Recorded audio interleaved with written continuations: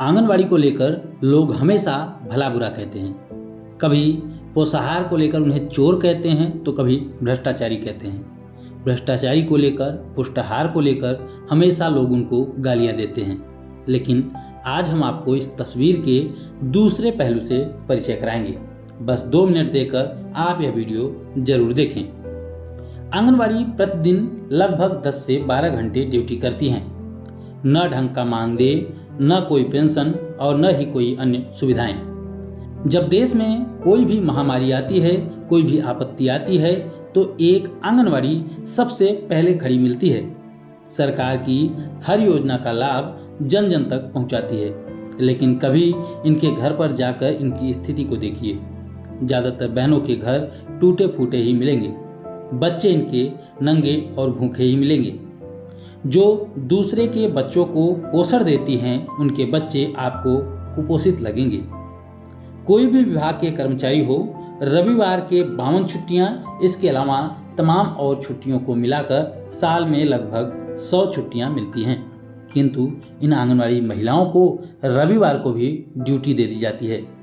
कभी पोलियो को लेकर आशा के साथ, तो कभी बीएलओ का काम, तो कभी कुछ और काम। किसी भी विभाग के कर्मचारी के काम फिक्स होते हैं, उनको उनके ही विभाग के काम दिए जाते हैं।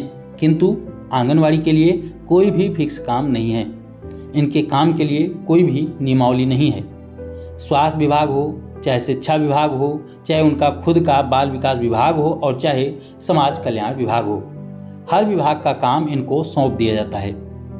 विभिन्न श्रम कानूनों और फैक्ट्री कानून 1948 के तहत किसी भी कर्मचारी को पूरे सप्ताह में 48 घंटे से ज़्यादा काम नहीं कराया जाना चाहिए और एक दिन में अधिकतम 9 घंटे ही काम कराया जाना चाहिए। लेकिन आंगनवाड़ी बहनें प्रतिदिन 10 से 12 घंटे काम करती हैं। लेकिन फिर भी इन्हें पार्ट टाइम वर्कर कहा जाता है और सैलरी के नाम पर इन्हें 5 से 10 हज़ार रुपये का मानदेय थमाया जाता है। और यह मानदेय भी इनको समय से नहीं मिलता। कभी 4 महीने, कभी 2 महीने, कभी 6 महीने लेट मानदेय आता है। एक दिहाड़ी मजदूर से भी बदतर हालत है इनकी। कभी कोई कोरोना जैसी महामारी आ जाए तो बिना किसी सुरक्षा के इन्हें सबसे आगे खड़ा कर दिया जाता है। इन आंगनवाड़ी बहनों के भी परिवार होते हैं, इनके भी बच्चे होते हैं। आप सोचिए, ध्यान से सोच के देखिए कि एक आंगनवाड़ी के बच्चों की फीस भरनी है एक आंगनवाड़ी कार्यकर्ती को, जिनको महज 5,000 रुपये मानदेय मिलता है और पिछले 4 महीने से अगर उनको मानदेय नहीं दिया गया हो तो कैसे भरेंगी वह फीस। इसके अलावा बढ़ती महंगाई में रोज़मर्रा की चीज़ों में भी ये पैसे कम पड़ जाते हैं। इसके लिए जब भी वे सरकार से मांग करती हैं कि मानदेय बढ़ाया जाए तो कहा जाता है कि हमेशा आंदोलन ही तो करती रहती हैं, काम कब करती हैं। सरकार आंदोलन को समाप्त करने के लिए मानदेय वृद्धि का झूठा आश्वासन दे देती है और ये मासूम महिलाएं सरकार की बातें मानकर पुनः काम पर वापस आ जाती हैं। लेकिन इनको बाद में पता चलता है कि उनका मानदेय जो बढ़ाया गया है वो 150 रुपये एक महीने के लिए बढ़ाया गया है। कहने का मतलब यह है कि 5 रुपये डेली का मानदेय उनका बढ़ाया गया है। सरकार इस मानदेय वृद्धि को बड़े बड़े पोस्टरों के माध्यम से ट्विटर पर, न्यूज़पेपरों में दिखाकर अपना वाहवाही लूटती है। और अगर ये मानदेय वृद्धि का विरोध करती हैं और आंदोलन करती हैं तो इनको नौकरी से निकाल दिया जाता है। लेकिन अगर ये आंगनवाड़ी की महिलाएं काम नहीं करें तो कोई भी सरकारी योजनाएं सफल नहीं हो सकती। देश में कुपोषण का दर इतना बढ़ जाएगा कि आप सोच भी नहीं सकते। पोलियो हो या कोरोना हो, ऐसी महामारी कंट्रोल नहीं की जा सकती अगर ये आंगनवाड़ी की महिलाएं इसमें काम न करें। जरा सोच के देखिए कि कैसे जीती होंगी ये अपनी ज़िंदगी। अपने बच्चों की हर ख्वाहिश को पूरा करने का जो सपना होता है माँ बाप का, वो इनका सपना ही रह जाता है। रिटायर होते होते शायद ही कोई आंगनवाड़ी बहन पूर्णतः स्वस्थ रहती हो।